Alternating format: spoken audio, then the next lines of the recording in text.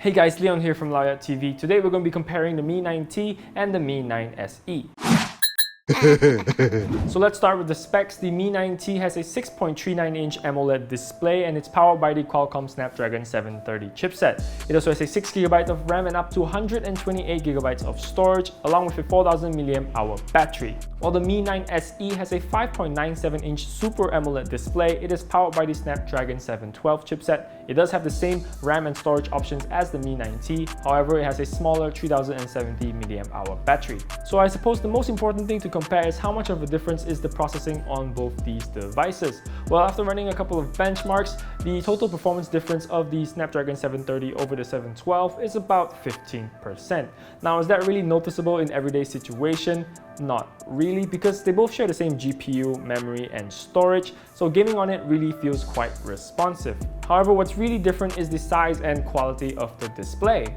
The Mi 9 SE has a better display than the Mi 9T. The Mi 9T's display doesn't handle bright daylight really well, and the colors are slightly more saturated. So if you don't mind a smaller display, the Mi 9 SE might be a better choice. The Mi 9 SE pretty much looks exactly like the Mi 9 and it comes in the same colors as well. The Mi 9T, however, is completely different. It comes in glacial blue, flame red, and carbon black, which is my personal favorite. It also has this cool looking backplate that on camera looks good, but in reality it's a little bit tacky for me. But the accent color on the power button is quite aesthetically pleasing. Not to mention it doesn't have a notch, so design wise I like the Mi 9T more. Also, there's something I'd like to note before moving on to the next section, and it's the cases that these phones come with. The Mi 9T ships with this matte hard case, albeit it's a little bit thin, but it's much better than the translucent silicone one that comes with the Mi 9 SE. Both phones have the same triple camera setup with a 48-megapixel main camera, a 13-megapixel ultra-wide camera, and an 8-megapixel telephoto camera with a 2x optical zoom. After comparing the images side by side, I find that the Mi 9 SE captures better details. However, the ultra-wide on the Mi 9T is much better, as I feel that the consistency among all three cameras of the Mi 9T is much better than the Mi 9 SE. The ultra-wide on that one just seemed a little bit lacking. However, they both produce photos that have pretty much identical image quality.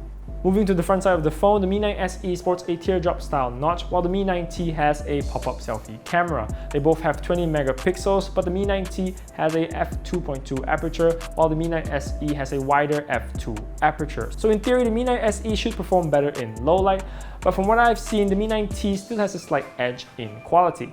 Lastly, the price. The Mi 9 SE fully spec'd out retails for 1,499 ringgit, while the Mi 9T retails at 1,399 ringgit. So that's about 100 ringgit difference. I hope this video helped you guys make that decision. Personally, for me, I would go with the Mi 9T as I really like the larger display and I don't really take a lot of photos on my phone.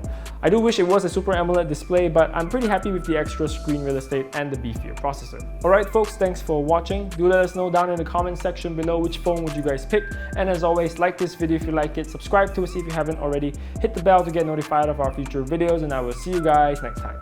Bye.